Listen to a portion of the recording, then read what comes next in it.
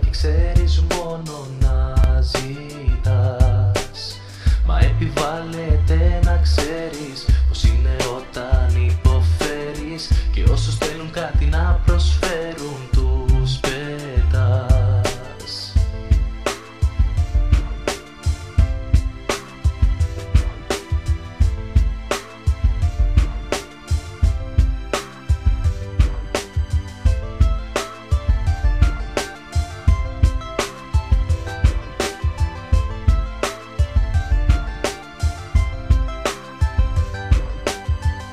Επιβάλλεται να νιώσεις το χέρι σου για να απλώσεις.